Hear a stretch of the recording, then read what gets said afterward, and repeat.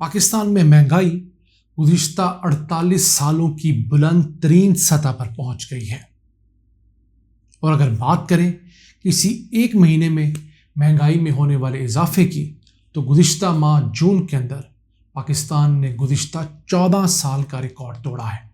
اس سے پہلے اتنی مہنگائی دسمبر سن 2008 میں ہوئی تھی، جب موجودہ پی ڈی ایم کی ایک اہم جماعت پیپلز پارٹی کی حکومت تھی۔ پاکستان میں ہونے والی مہنگائی کی وجوہات کیا ہیں، اس میں عالمی شیئر کتنا ہے اور لوکل جو شیئر ہے وہ کتنا ہے، اس کو ڈسکس کریں گے، اور آج آپ کو بتائیں گے کہ انٹرنیشنلی باقی ممالک میں کتنی مہنگائی ہے، پاکستان سے زیادہ ہے یا کم ہے۔ یہ آج ہمارا موضوع بحث رہے گا۔ السلام علیکم ویورز، میں ہوں آپ کا میزبان عبد الرحمان۔ آج بہت دکھی دل کے ساتھ پاکستان کا سب سے بڑا موجودہ مسئلہ مہنگائی کو ڈسکس کریں گے۔ وہ کیوں کہ ایک تو ہم ویسے ہی حالات کے تپیڑوں کی وجہ سے نیم مردہ سے تھے، اس مہنگائی نے تو ہمارا کچومر نکال دیا ہے۔ فگرز آئے ہیں پاکستان بیورو آف اسٹیٹسٹکس کے، جو کہ ایک وفاقی ادارہ ہے جو تمام شماریات کے کھاتے رکھتا ہے، مہنگائی اور دیگر چیزوں کو کیلکولیٹ کرتا ہے۔ اس نے بتایا ہے کہ جو ہول سیل پرائس انڈیکس ہے، یعنی کہ ہول سیل میں جو چیزیں بکتی ہیں، ان میں 38.9% مہنگائی ریکارڈ کی گئی ہے، اور یہ شرح 1974 کے بعد میکسیمم ہے، یعنی کہ 48 سالوں کے وقفے کے بعد اس قدر بڑے پیمانے پر یہ مہنگائی ہوئی ہے ہول سیل مارکیٹ کے اندر۔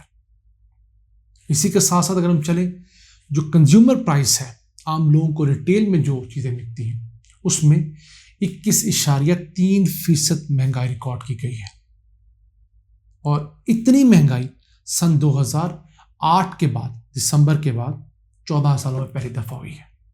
اور ایک ماہ کے اندر یعنی مئی کی نسبت جون کے مہینے میں 6.2% مہنگائی نے جمپ کیا ہے، اور یہ جمپ دسمبر سن 2008 کے بعد میکسیمم جمپ ہے، یعنی کہ 14 سال کے بعد اتنی تیزی سے مہنگائی کسی ایک مہینے میں بڑھی ہے۔ اس کی وجہ کیا ہوئی؟ حکومت ایک مہینے کے اندر 92% فیول مہنگا کر بیٹھی، اور بجلی کا یونٹ 52% مہنگا کر دیا گیا۔ اب بہت سارے ناظرین سوچ رہے ہوں گے کہ جناب فیول تو عالمی مارکیٹ میں مہنگا ہوا۔ جی بالکل مہنگا ہوا، تو کرنا کیا چاہیے تھا؟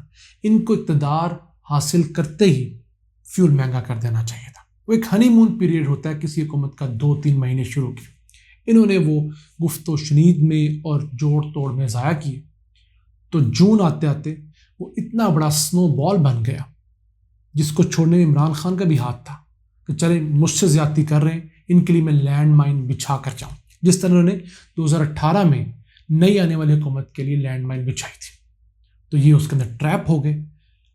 تو اس سلسلے میں ان کو ایک مہینے میں 92% فیول بڑھانا پڑا۔ پھر بجلی جب بڑھی، اس کا بھی فال بیک آیا، اور گیس ابھی بڑھ رہی ہے، اس کا بل آنا ہے۔ تو ماہرین کا یہ کہنا ہے کہ جو جولائی کا مہینہ ہوگا، اس کے فگرز شاید 25 سے 30% مہنگائی کو ٹچ کریں گے۔ یہ بہت ہوش ربا فگرز ہیں ہمارے جیسے معاشرے میں۔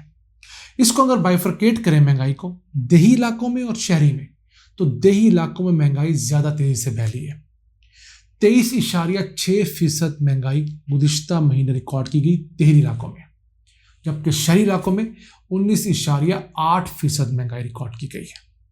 یہی شرح مارچ کے مہینے میں 12.7% تھی، تو اس مہینے یعنی اس میں تقریباً 2 گنا اضافہ ہو جائے گا صرف 4 مہینے کے وقفے سے۔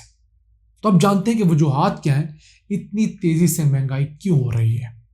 پہلی بڑی وجہ کہ ملک میں اکنامک سٹیبلٹی نہیں ہے، اس کی وجہ سے مہنگائی ہو رہی ہے۔ کیوں؟ جب کہ حکومت اقتدار میں پراپر ہوتی ہے، اس کے نیچے کمزور ادارے بھی کام کر رہے ہوتے ہیں۔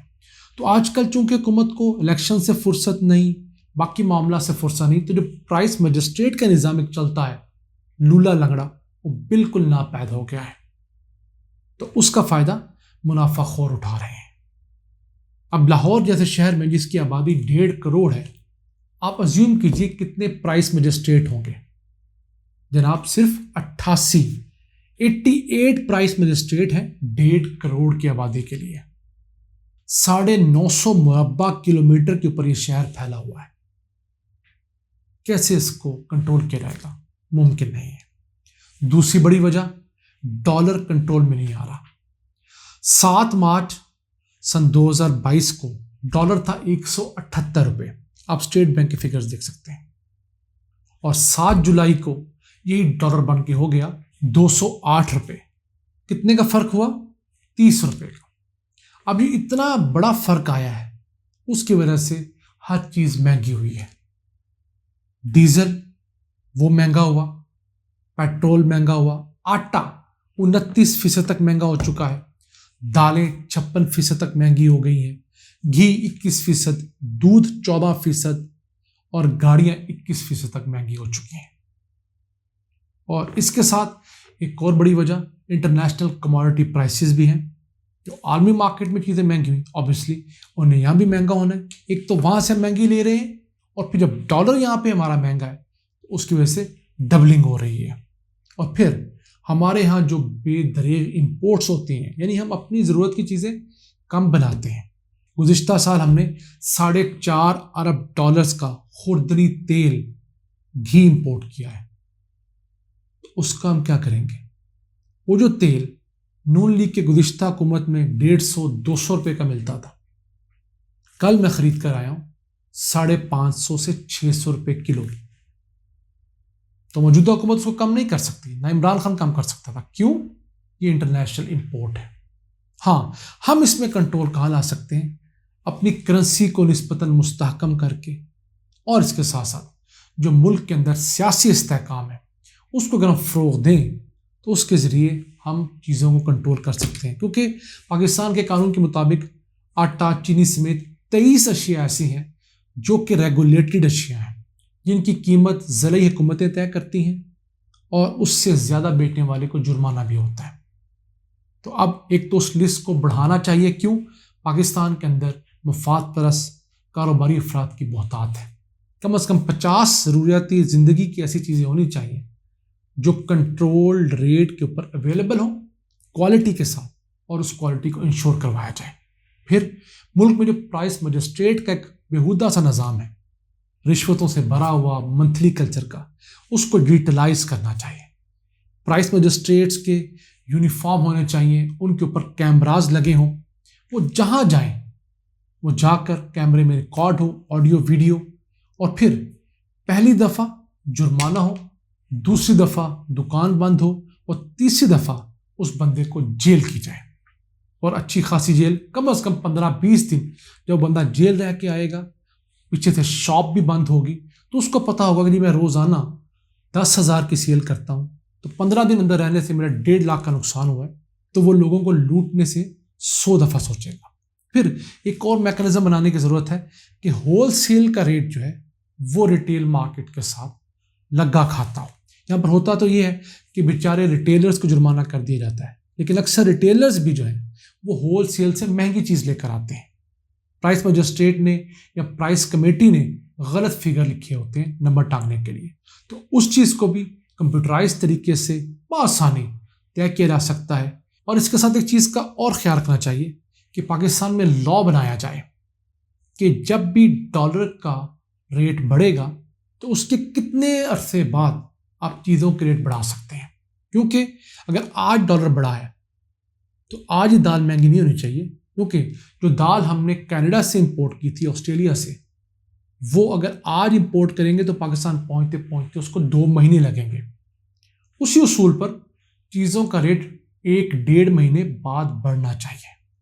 تو یہ ایک ایسے فلاز ہیں جنہیں کمپیوٹرائز طریقے سے ڈیجیٹلائز کرنے کے بعد حل کیا جا سکتا ہے۔ دنیا کے ترقی یافتہ ممالک میں حل ہو رہے ہیں۔